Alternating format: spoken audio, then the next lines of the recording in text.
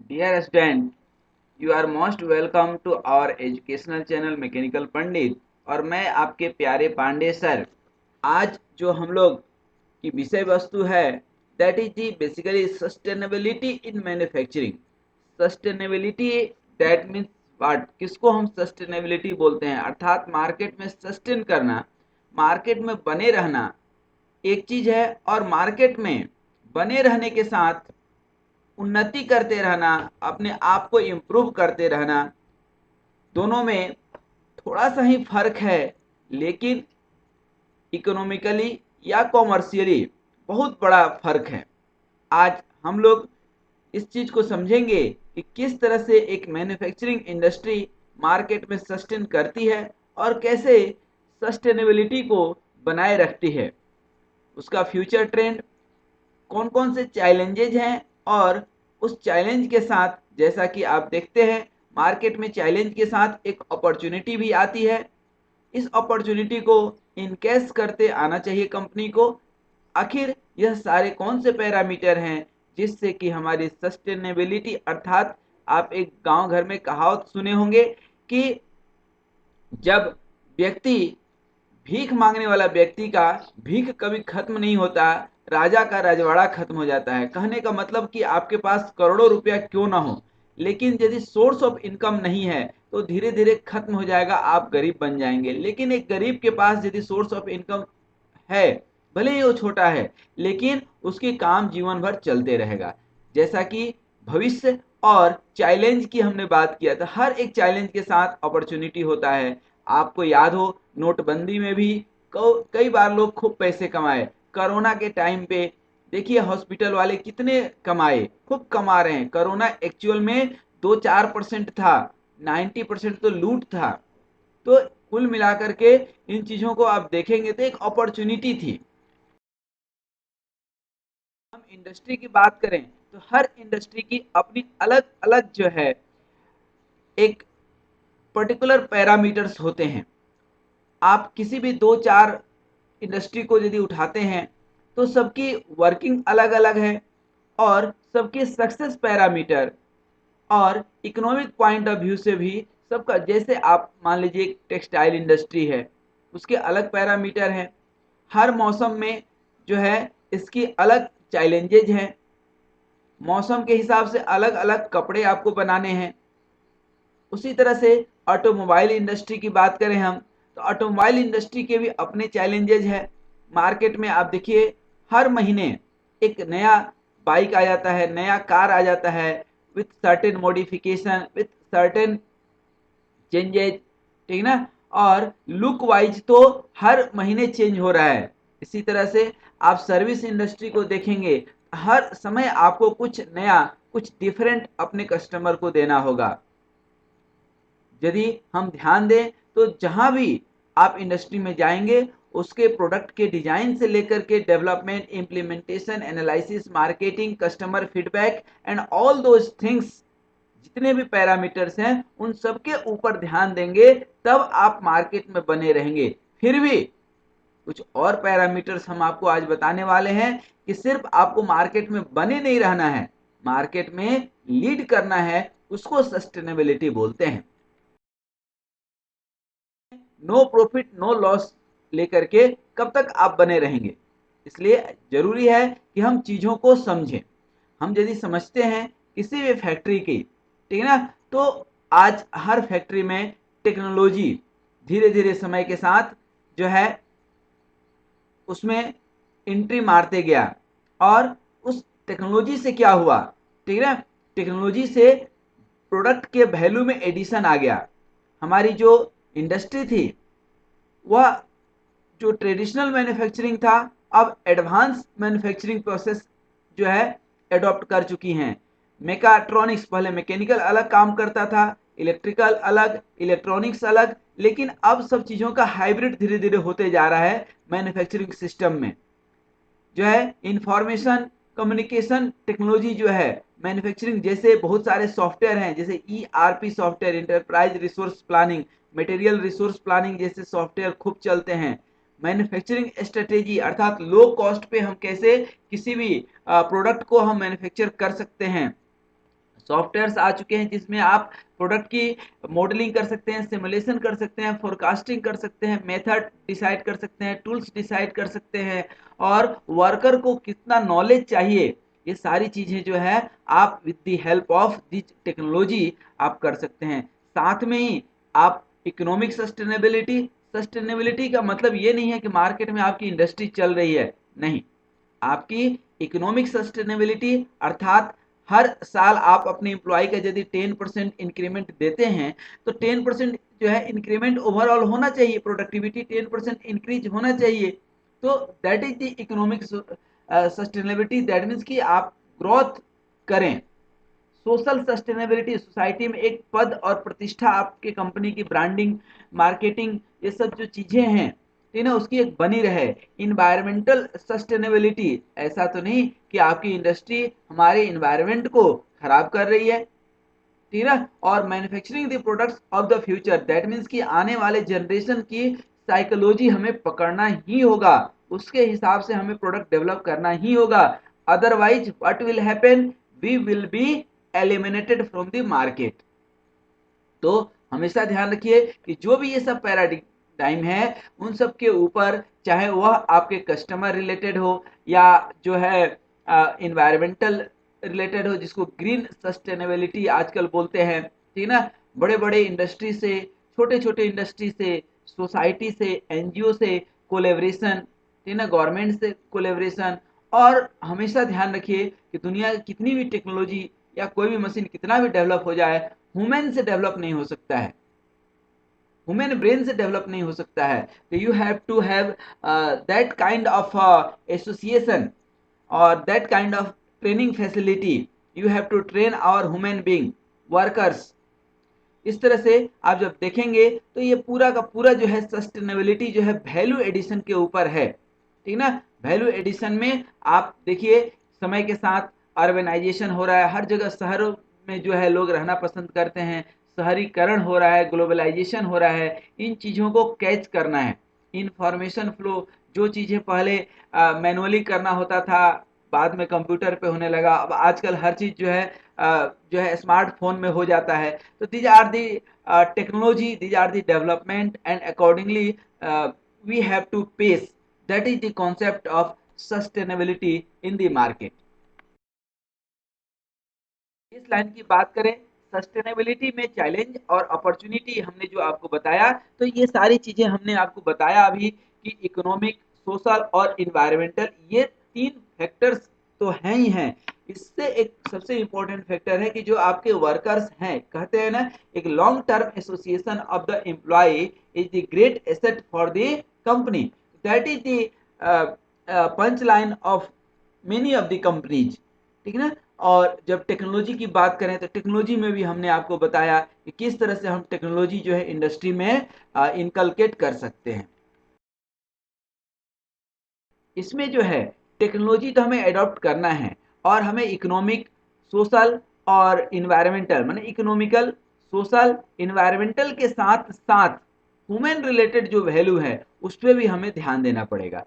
साथ में ही हमें प्रॉपर रिसर्च और इनोवेशन को भी जो है R&D जिसको बोलते हैं, रिसर्च एंड डेवलपमेंट, इन सबको जो है इनकलकेट करके हमेशा मार्केट में कुछ नया, कुछ हमारे एग्जिस्टिंग प्रोडक्ट के अंदर मॉडिफाई करके उसको एक अलग रूप में मार्केट में लाना पड़ेगा। यदि हम नहीं ला पाएंगे मार्केट में नए रूप में, नए तरीके से, तो हम धीरे धीरे जो है ऑब्सोलिट होते जाएंगे, आउटडेटेड होते जाएंगे।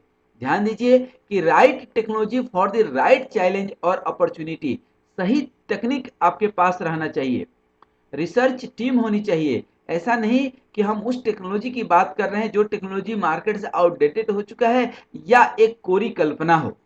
तो हमको ये ध्यान देना है कि मार्केट में किस चीज़ की पोटेंशियल है, किस चीज़ का डिमांड है, उसके अनुसार ही हम अपनी टेक्निक्स को डेवलप करें, उसके अकॉर्डिंग ही रिसर्च करें। और डिमांड का जो है हमेशा एक फोरकास्ट हमारा सही हो, कैसे हो सकता है, इन चीज़ों के लिए जो है रिसर्च, डेवलपमेंट, क्रिएटिविटी, इनोवेटिवनेस और इन सबको प्रायोरिटी बेस्ड, ये टॉप प्रायोरिटी पे होना चाहिए। बड़े बड़े कंपनी का 10 से 20% खर्च जो है R&D पे होता है। यदि हम मैन्युफैक्चरिंग करें प्रोडक्ट की, अभी फ्यूचर प्रोडक्ट्स की यदि हम बात कर रहे हैं, तो आखिर ये फ्यूचर प्रोडक्ट्स क्या हैं? आज यदि हम देखें 10 साल पहले जाएं तो ट्रेडिशनल मशीनें हुआ करती थी, आज सब कंप्यूटराइज्ड मशीनें हो गई हैं। क्यों? क्योंकि रेट ऑफ प्रोडक्शन जो है डेवलप्ड कंट्री में बहुत ज़्यादा था, और यदि उसको हम मीट नहीं करते हैं तो हम धीरे धीरे पीछे हट जाएंगे। हमारे शास्त्रों में कहा गया है कि गाय, गंगा, गौरी, गीता और गति, ये 5 हमारे सभ्यता के जो है स्तंभ है। लेकिन हम 4 को छोड़े, यदि सिर्फ गति को पकड़ लें, मतलब progress, you have to have the progressive. यदि आपके पास प्रोग्रेसिव स्किल नहीं है तो मार्केट में आप सस्टेन नहीं कर सकते हैं। तो यहाँ पर जो हमने फैक्टर्स लिए हैं कि फ्यूचर जो हम प्रोडक्ट बनाने जा रहे हैं, आने वाले समय के लिए जो प्रोडक्ट बनाते जा रहे हैं, उसमें क्या होना चाहिए? तो वैल्यू एडिशन होना चाहिए, डिजाइन में भी, प्रोडक्शन में भी। और क्यों होना चाहिए? क्योंकि सोसाइटी के जो है सेटिस्फेक्शन के लिए, उनके जो आवश्यकताएं हैं दिन प्रतिदिन जो बदल रहे हैं, उनको मीट करने के लिए चाहिए, उनको हम जो है फुलफिल करने के लिए चाहिए। और साथ में ही नए नए मार्केट खुल रहे हैं, नए नए कॉलोनी बन रही हैं, नए नए जगह पे इंडस्ट्री लग रहे हैं। आखिर ये पोटेंशियल एरिया है, वहाँ पे किस चीज़ का डिमांड होगा, आने वाले मार्केट में, आने वाले समय में किस चीज़ की डिमांड ज़्यादा बढ़ेगी। और साथ में ही एक्ट लोकल, थिंक ग्लोबल। आप ग्लोबल से लेकर के लोकल तक बिजनेस कर सकते हैं। आज आप देखें मार्केट में स्मार्टफोन पे ऐसे बहुत सारे एप्स हैं आपके पास कि आप प्रोडक्ट सिर्फ बनाइए, उस पर डाल दीजिए, फोटो डाल दीजिए, खरीदने वाले आपको फोन लगा लेंगे। तो इस तरह से आप लोकल से लेकर के ग्लोबल तक बिजनेस कर सकते हैं। फिर सर्विस प्रोविजन, मान लीजिए कोई आपका प्रोडक्ट कोई खरीदता है, ठीक है, और प्रोडक्ट में कोई जो है प्रॉब्लम आ जाती है, तो how will you provide this service?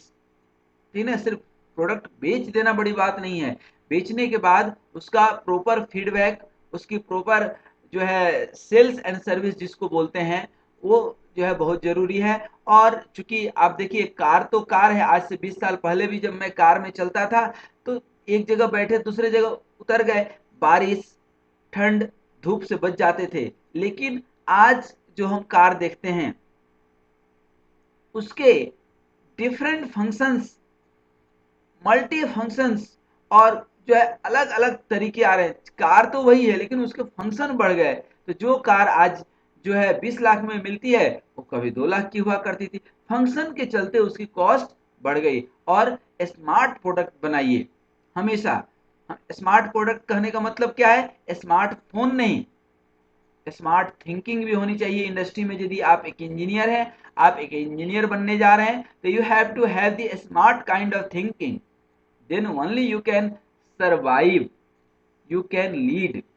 तो स्मार्टनेस का कई सारा हम मीनिंग बता चुके हैं पहले कि स्मार्ट मतलब स्पेसिफिक, मेजरेबल, एक्शनेबल, ठीक ना, राइट टीचिंग या right technology, that is the smartness.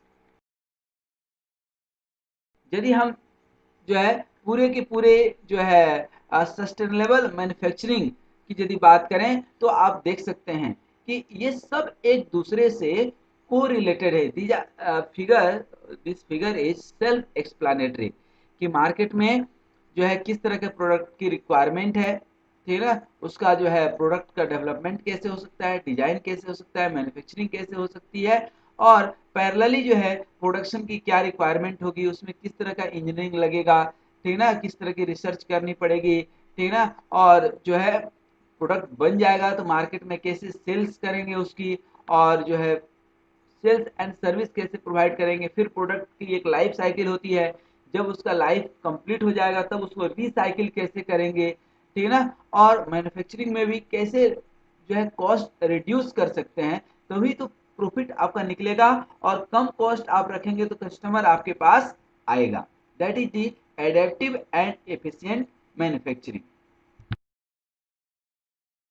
अब यदि हम बात करेंगे चैलेंजेज क्या है, तो जैसा कि हमने आपको बताया इकोनॉमिकल, सोशल एंड एनवायरमेंटल तीनों चैलेंज है। यदि इकोनॉमिकल सस्टेनेबिलिटी की बात करें, ठीक है ना, तो इसमें क्या है कि economical that means reconfigurable, adaptive and evolving factories. That means कि आपको अपने इकोनॉमिक कंडीशन को इम्प्रूव करना है। आप यदि सोचते हैं कि आज एक साल की रेवेन्यू हमारा 2000 करोड़ है और ये बना रहे, तो नहीं, आपको 2000 से जो है मतलब 3000 करना पड़ेगा, 4000 करना पड़ेगा। आपको एक निरंतर इम्प्रूवमेंट की जो है कोशिश करनी ही पड़ेगी।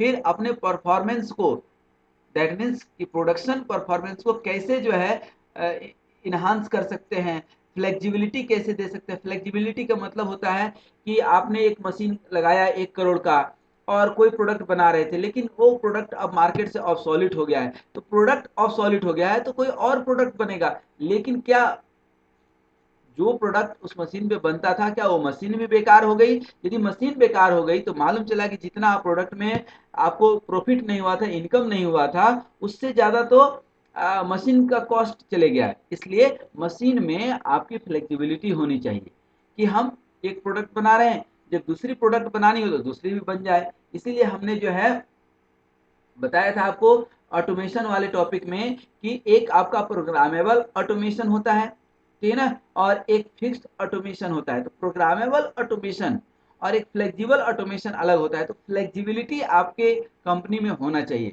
आपके एम्प्लॉय में भी होना चाहिए। ध्यान दीजिए, जिंदगी में फ्लेक्सिबिलिटी जितना ज्यादा रहेगी उतना आप सर्वाइव करने के चांसेस ज्यादा रहेंगे। आप देखिए नदी के किनारे जो है छोटे छोटे पेड़ पौधे होते हैं, उनके अंदर फ्लेक्सिबिलिटी होती है, ठीक है, झुक जाते हैं तो बच जाते हैं। जो झुक गया वो बच गया, और जो अकड़ गया वो उखड़ गया, ठीक है ना। तो अकड़ना नहीं है, दैट मीन्स कि फिक्स्ड नहीं होना है। उसके बाद प्रोडक्टिविटी कैसे इंप्रूव कर सकते हैं, और अपनी एक्यूरेसी, प्रेसिजन, क्वालिटी को कैसे इंप्रूव कर सकते हैं। जीरो डिफेक्ट, कोई आइटम बनाया उसमें जीरो डिफेक्ट हो, मतलब कोई डिफेक्ट आए ही नहीं। और जो आपके पास रिसोर्सेस है, ठीक है ना, उसको इफिशियंटली कैसे यूटिलाइज कर सकते हैं, और जो है प्रोडक्ट को कैसे रिसाइकिल कर सकते हैं। आप मान लीजिए कि आज कोई 15,000 में प्रोडक्ट आपने सेल्स आउट किया, अब आप उसी को 10 साल के बाद उसको बाई बैक कर लीजिए सस्ते में और उसको रिसाइकिल करके फिर कुछ बना लीजिए। तो this is the economic sustainability. Economically आपको सस्टेन करने के लिए मार्केट में इन सारे फैक्टर्स के ऊपर काम करना होगा। अब बात आती है सोशल सस्टेनेबिलिटी की, कि सोसाइटी में कैसे। तो सोसाइटी में आप देखते होंगे कि एक सीएसआर फंड होता है, कॉर्पोरेट सोशल रिस्पॉन्सिबिलिटी। एक एक कंपनी जो है अपने जो है ह्यूमन अर्थात वर्कर को फैसिलिटेट करते हैं, फैसिलिटी देती हैं, बोनस देती है, और साथ में स्कूल चलाते हैं, दुनिया भर की फैसिलिटी देती है। एक तो ये पार्ट हो गया, ठीक ना। उसके बाद जो वर्कर आपके यहाँ काम कर रहे हैं उनको अच्छे से ट्रेनिंग हम दें, ठीक ना, सेफ इन्वायरमेंट दें, और attractive work place, that means work place इतना गंदा ना हो, अच्छा हो, ताकि लोग आए तो काम करने का मन करे, ठीक है ना। केयर एंड रिस्पॉन्सिबिलिटी, जैसे किसी जो है वर्कर को बच्चा हो गया तो उसको हम थोड़ा लीव दे दिए 10-15 दिन के लिए, ठीक ना, या किसी का मेडिकल इमरजेंसी आ गया, ठीक ना, तो हम उन चीज़ों को समझें, ठीक ना। वर्कर के जो है पर्सनल प्रॉब्लम को भी हम जो है यदि टैकल करते हैं, that is care and responsibility, ठीक ना। और किसी वर्कर से हम इतना ज़्यादा काम न ले लें कि अगले दिन से जो है वो भग ले, ठीक है ना। और ये चूंकि ग्लोबली आज हम देख रहे हैं कि citizens along global supply chain, पूरा दुनिया में इस तरह की जो है चीज़ें हो रही हैं। तो सोसाइटी में किसी कंपनी को वैल्यू बनाने के लिए इन चीज़ों को जो है दिमाग में रखना पड़ेगा। इन्वायरमेंटल सस्टेनेबिलिटी, आजकल तो इन्वायरमेंट वाले इतने लोग हैं, ठीक है ना, कहीं इन्वायरमेंट थोड़ा सा भी इधर उधर होता है, मैंने कोई निगेटिव इम्पैक्ट आने लगा तो तुरंत जो है वो छापा मार देते हैं, ठीक है। तो जो है कई तरह की इन्वायरमेंटल सस्टेनेबिलिटी है। आपके कोई भी मशीन ऑपरेशन से या किसी भी प्रोडक्ट से या किसी भी वर्किंग से इन्वायरमेंटल जो है इम्पैक्ट जो है निगेटिव नहीं होनी चाहिए। दैट मीन्स कि जो ग्रीन इन्वायरमेंट जो हम बोलते हैं, ग्रीन एनर्जी बोलते हैं, ग्रीन जो है मैन्युफैक्चरिंग बोलते हैं, that kind of things are here. तो इसके बहुत सारे आपने देखा कि आप कंजप्शन ऑफ एनर्जी, जैसे पहले हम लोग ट्यूबलाइट जलाते थे, अब सीएफएल जलाते हैं, उसके बाद एलईडी आ गया। लाइट तो उतना ही है लेकिन एनर्जी कम हो गया। तो जब कंजप्शन ऑफ एनर्जी कम करते हैं तो अल्टीमेटली वो इन्वायरमेंट को कहीं ना कहीं आप सेफ रखते हैं। दूसरा चीज है कि रिन्यूएबल एनर्जी को हम लोग प्रमोट करें, जैसे सोलर एनर्जी हो गया, बायोमास हो गया, बायोगैस हो गया, इन सारे एनर्जी को हम प्रमोट करें रेदर देन कि थर्मल पावर प्लांट जो कोल वाली आती है या डीजल की एनर्जी, ठीक ना। और कंजप्शन ऑफ वाटर, कहीं वाटर बेकार तो नहीं जा रहा है, नल कहीं खुला हुआ तो नहीं है, इन सारी चीज़ों को। और जीरो इमिशन, दैट मीन्स कि जितने भी हमारी जो मशीन्स हैं, बजाय कि डीजल पे चले, उसको हम कोशिश करें कि जो है इलेक्ट्रिसिटी से चलाए। इलेक्ट्रिक इंजन होगा तो कहीं भी पॉल्यूशन नहीं होगा, पहला चीज। जहाँ कहीं डीजल इंजन है उसको हार्मेटिकली सील्ड करें ताकि वाइब्रेशन कम से कम हो, पॉल्यूशन जीरो हो, ठीक ना। उसके बाद जो मटेरियल है उसका भी वेस्टेज कम से कम हो, ठीक ना। और प्रोडक्ट और प्रोसेस दोनों के ऊपर हम ध्यान दें, ठीक ना। और जो है एक इंडस्ट्री में हार्मोनी बनाएं, किसके किसके बीच में, man, machine, material, method, money, जो भी है 6M जो इसको बोलते हैं, उनके बीच एक बेहतर तालमेल, जिसको हिंदी में बोल सकते हैं, वो होना जरूरी है, ठीक ना। और रिसोर्सेज को इफिशियंट बनाएं, और प्रोडक्ट भी जो बनाएं वो रिलायबल और ड्यूरेबल हो, तभी उसको सस्टेनेबल प्रोडक्ट्स बोलते हैं। प्रोडक्ट दैट मीन्स कि fit for the customer, customer उसको लाइक करे, दोबारा खरीदने के लिए आए, आपको याद रखे कि हाँ हमने वहां से खरीदा था तो बहुत अच्छा प्रोडक्ट था, दूसरे को भी रिकमेंड करे। That is the concept of the sustainable product. अब टेक्नोलॉजी की यदि बात करें तो ये एडवांस मैन्युफैक्चरिंग प्रोसेस में जो है कई सारे नई नई टेक्नोलॉजी आज के डेट में आ चुकी हैं, चाहे वो फोटोनिक्स बेस्ड हो, आज मटेरियल की जो प्रोसेसिंग टेक्नोलॉजी होती है, सब इलेक्ट्रॉनिक सारी चीज़ें जो है, स्मार्टफोन पे बहुत सारे ऐप आ गए हैं, और प्रोग्रामिंग के थ्रू मशीनिंग होती है, सब कुछ है। चाहे वो शेपिंग टेक्नोलॉजी हो, फॉर्मिंग हो, मशीनिंग हो, चाहे लेथ मशीन पे ही क्यों ना काम हो। अब ट्रेडिशनल लेथ मशीन धीरे धीरे आउटडेटेड होते जा रहा है, सीएनसी मशीन आते जा रहे हैं, ठीक है ना। जिससे कि उनकी प्रोडक्टिविटी बढ़ते जा रही है। सेल्फ असेंबली असेंबली लाइन में पहले मैंने सैकड़ों लोग, हजारों लोग काम करते थे, अब धीरे धीरे वो घट करके 2-4 लोगों पे रह गया है, ठीक है ना। मतलब कन्वेंशनल जो प्रोसेसेस होते थे इंडस्ट्री में, वो धीरे धीरे आउटडेटेड हो रहे हैं, और होना भी चाहिए। जब टेक्नोलॉजी आएगी, एडवांस मैन्युफैक्चरिंग प्रोसेस आएंगी, जो है आपका EDM, electronic discharge machine, laser beam machining, jet machining, ये सब चीज़ें आ चुकी हैं मार्केट में काफ़ी पहले से। और हम तो बात करते हैं माइक्रो और नैनो मैन्युफैक्चरिंग प्रोसेस पे, ठीक है ना। क्योंकि जो है आज लेटेस्ट जो इंडस्ट्री का वर्जन है, इंडस्ट्री 4.0, उसमें तो नैनो पिको पे काम हो रहा है, ठीक है। मटेरियल हैंडलिंग जो डिवाइसेस हैं आपके, ठीक है ना, वो बहुत अच्छा होना चाहिए। मेट्रोलॉजी डिपार्टमेंट, दैट मीन्स की जो आपके मेजरमेंट वाले पार्ट हैं, चाहे वो प्रेशर मेजरमेंट हो, या वॉल्यूम मेजरमेंट हो, या डायमेंशन का मेजरमेंट हो, ये सब 100% एक्यूरेट होना चाहिए। इसके लिए भी टेक्नोलॉजी आ चुकी है, सेंसर आ चुके हैं, ठीक है ना। इंस्पेक्शन, दैट मीन्स कि एक ह्यूमन इंस्पेक्शन है जहाँ गलती की चांसेस है, लेकिन जब मशीन इंस्पेक्ट करती है, रोबोट इंस्पेक्शन करता है, तो गलती की चांसेस नहीं के बराबर होती है। फिर हम फ्लेक्सिबल सीट टू सीट पे आते हैं, ठीक है ना। रोल टू रेल रोल पे आते हैं, that is also a new kind of plant layout technology, जहाँ पे फ्लेक्सिबिलिटी, फ्लेक्सिबल मैन्युफैक्चरिंग, और flexible manufacturing is a part of sustainable manufacturing part concept. उसके बाद जो नॉन कन्वेंशनल टेक्नोलॉजी है जितने भी, चाहे वो लेजर बीम हो, इलेक्ट्रॉनिक हो, या अल्ट्रासोनिक हो, या इंफ्रारेड का कॉन्सेप्ट हो, ये सारी चीज़ें इंडस्ट्री में इंडस्ट्री को इनेबल करती है डेवलपमेंट के लिए, कि आप और ज़्यादा आगे बढ़ सकते हैं। जो काम हमारा पहले या तो असंभव ही था, ठीक ना, या बहुत टाइम लगता था, वो आज 1 से 2 मिनट में हो जाता है, पहला चीज़। दूसरा चीज़, यदि हम बात करें हाई रिस्क जोन पे, जैसे केमिकल इंडस्ट्री है, जहाँ पे ह्यूमन इन्वॉल्वमेंट आदमी जा ही नहीं सकता था, क्योंकि वो सांस कैसे लेगा, फिर वहाँ पे रिएक्शन हो सकता था, या डेंजर जोन था। लेकिन अब रोबोट को हम भेजते हैं, ज़्यादा से ज़्यादा क्या होगा, रोबोट मरेगा तो रोबोट फिर दूसरा बना लेंगे, लेकिन आदमी जो है बनाना जो है संभव नहीं है ना। तो आदमी तो एक परमपिता परमात्मा का अंश है, हमारा अधिकार नहीं है कि उसको हम जबरदस्ती कर लें, ठीक ना। तो that is the concept, that is the advanced manufacturing processes, ठीक ना। कंट्रोल टेक्नोलॉजी, ठीक ना, चीजें प्रोडक्शन हो रही है, लेकिन कहीं पे कोई एरर आ गया तो कैसे हम उसको कंट्रोल कर सकते हैं। कंट्रोल मतलब इन्वेंट्री कंट्रोल भी है, प्रोडक्शन भी कंट्रोल है, क्वालिटी कंट्रोल भी है। हर लेवल पे आपको कंट्रोलिंग टेक्निक आपके पास होनी चाहिए, और ये कैसे संभव है? With the help of computer, with the help of smart technology, with the help of artificial intelligence, ठीक है ना। तो इन सब चीज़ों से आपका प्रेसिजन और एक्यूरेसी, स्पीड, क्वालिटी सब चीज़ें इम्प्रूव होती है। कंटिन्यूअस मॉनिटरिंग, ये नहीं कि जो है हम 4 दिन में 1 दिन मॉनिटर कर दिए। पहले इंस्पेक्शन की टीम जो है महीना में 1 बार 2 बार आती थी इंस्पेक्शन करने ट्रेडिशनल इंडस्ट्री में। आज के यंग जनरेशन उस चीज़ को नहीं जानता है, लेकिन हम लोगों ने चूंकि देखा है कि इंस्पेक्शन टीम महीना 2 महीना पे ऑडिट करने आती थी, लेकिन अब चूंकि चीज़ें ऑनलाइन हो चुकी है तो 24 आवर मॉनिटरिंग रहती है, ठीक है। उसी तरह से इंटेलिजेंट मशीनरी कंपोनेंट, ठीक है ना। अब मशीनरी जो है उस 100% सेफ होना चाहिए।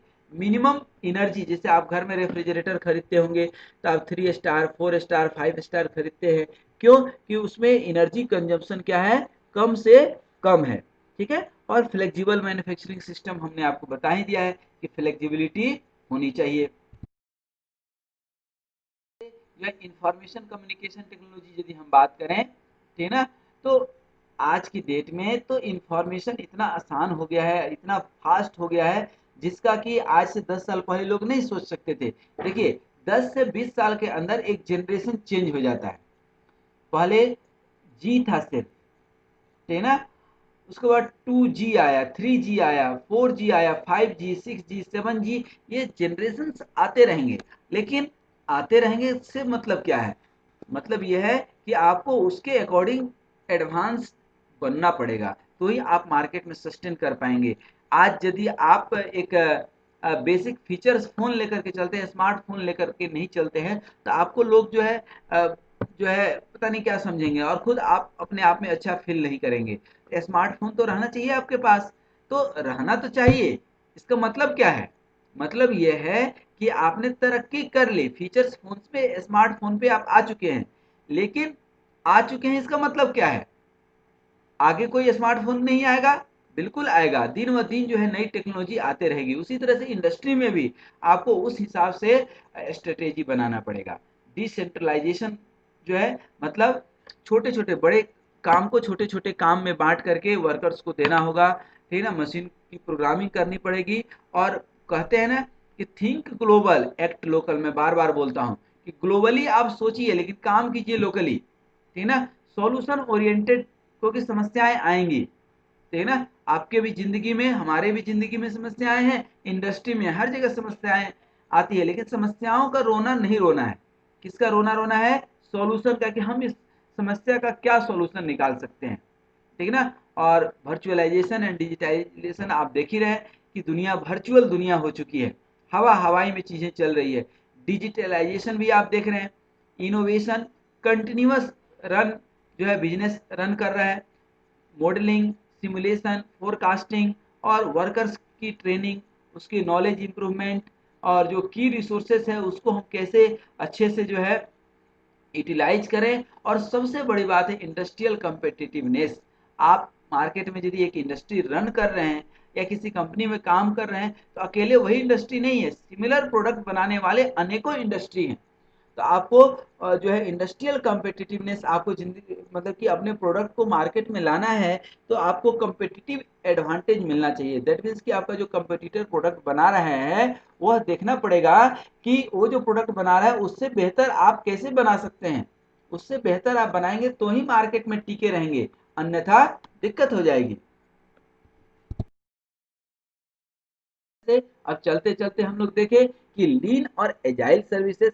देखिए लीन मैन्युफैक्चरिंग और एजाइल मैन्युफैक्चरिंग आप पढ़ चुके होंगे, मेरे समझ से कहीं ना कहीं जरूर पढ़े होंगे। कुल मिलाकर के यदि हम आपको बताएं, ठीक है ना, तो लीन का मतलब होता है कि जो भी हम इंडस्ट्री में वेस्टेज निकलता है, उस वेस्टेज को कैसे मिनिमाइज कर सकते हैं, और एजाइल मतलब फास्ट कैसे कर सकते हैं, ठीक है ना।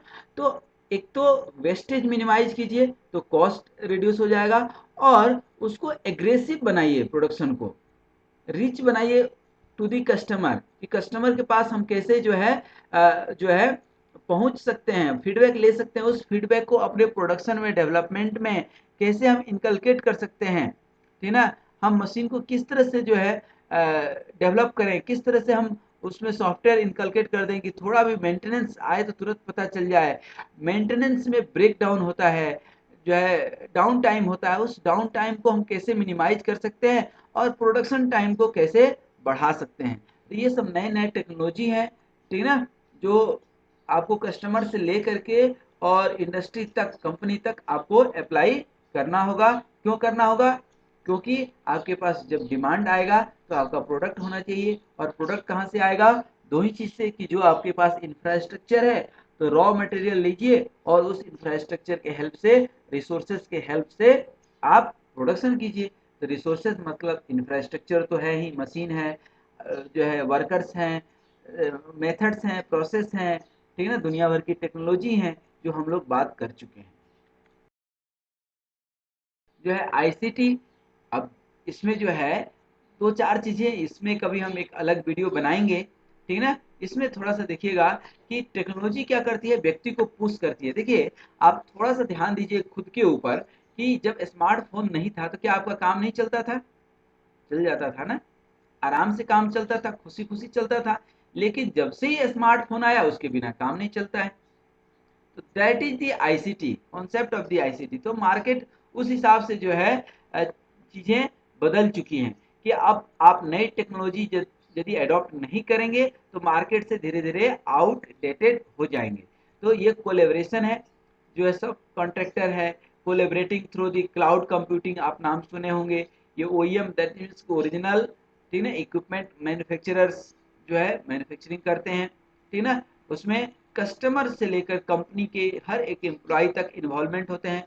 मोबिलिटी, मोबिलिटी कहने का मतलब होता है कि आप इस एग्जांपल से ये समझिए कि आप रॉ मटेरियल लेकर के आते हैं। मान लीजिए कि आपकी कंपनी दिल्ली में है और आप पटना से लेकर के आते हैं रॉ मटेरियल, तो पटना से दिल्ली पहुंचने में मान लीजिए 24 घंटा लगता है। तो 24 घंटा तो रॉ मटेरियल में कुछ नहीं हुआ ना। लेकिन कोई ऐसा टेक्नोलॉजी हम डेवलप करें कि जैसे ही ट्रक पे हम रॉ मटेरियल रखें, रॉ मटेरियल की प्रोसेसिंग स्टार्ट हो जाए। जापान में यही टेक्नोलॉजी है कि हम ट्रक में सामान रख कर नहीं लाते हैं, ट्रक को इस हिसाब से डिजाइन कर देते हैं कि उस जो भी हम सामान रखें उसकी प्रोसेसिंग होने लगती है। तो कंपनी का टाइम बच जाता है, क्योंकि वहां से रॉ मटेरियल आएगा फिर यहाँ पे प्रोसेस होगा, तो नहीं, वहीं से प्रोसेसिंग स्टार्ट कर देते हैं। इस तरह की टेक्नोलॉजी जो है, फिर कनेक्टिविटी, ठीक है ना, इंटेलिजेंस, ठीक है ना, दीज आर दी कॉन्सेप्ट। तो इस पे आईसीटी पे हम एक अलग सेपरेट जो है वीडियो बनाएंगे। उस समय हम जो है बात करेंगे कि हम इससे कैसे जो है मैन्युफैक्चरिंग को इनहांस कर सकते हैं। अगेन, जो हमने आपको फर्स्ट स्लाइड बताया था, वेरी फर्स्ट स्लाइड, हम फिर से वहीं पे पहुंच चुके हैं कि आपको यदि economic sustainability, social sustainability, environmental sustainability चाहिए तो इन चीज़ों को एडॉप्ट करना होगा, टेक्नोलॉजी को एडॉप्ट करना होगा। आपको अपने वर्कर्स को ट्रेंड करना पड़ेगा, स्किल्ड करना पड़ेगा। आपको ग्रीन सस्टेनेबिलिटी पे, ग्रीन मैन्युफैक्चरिंग पे ध्यान देना होगा, सोशल वैल्यू को बढ़ाना होगा, आपके जो वर्कर्स हैं उनको ट्रेन करना होगा, स्किल्ड करना होगा, और बड़े अच्छे अच्छे एनजीओ से, गवर्नमेंट के कुछ पार्ट से आपको कोलेब्रेशन होना चाहिए, बड़े कंपनी से, ताकि आपको एक गाइडलाइन मिलते रहे, ठीक है। आपको जो है नई रिसर्च और इनोवेशन की डेवलपमेंट की टीम बनानी होगी। आने वाले समय में फ्यूचर सस्टेनेबिलिटी के आप फ्यूचर में बने रहें, क्योंकि देखिए जिंदगी में एक बार आप नौकरी पा लिए एक अलग चीज है, और नौकरी में बने रहे दूसरी चीज है, और नौकरी में नित नई उन्नति करते रहे ये तीसरी चीज है। तो ये जो तीसरी वाली चीज है, दैट इज वेरी इंपॉर्टेंट। नौकरी पा लेना इंपॉर्टेंट नहीं है, नौकरी में बने रहना भी बहुत महत्वपूर्ण नहीं है। महत्वपूर्ण है कि उस नौकरी में आपको जो है हमेशा प्रोग्रेस मिलते रहे। That is the concept of sustainability manufacturing. अब रिसर्च एंड डेवलपमेंट की यदि हम बात किए, तो अब हम बता दें आपको कि एडवांस, अब इसके कई सारे डोमेन हैं, तो अब इसमें हम शॉर्ट में बताएंगे। अगेन इसकी जो है हम जो है बाद में कभी चर्चा करेंगे, एडवांस मैन्युफैक्चरिंग प्रोसेस की हम बात करेंगे। इसमें हम एक अलग से वीडियो बना देंगे आपको, और जो है इम्प्रूवमेंट टूल की भी जो है वीडियो बनी हुई है, तो वहाँ आप देख सकते हैं।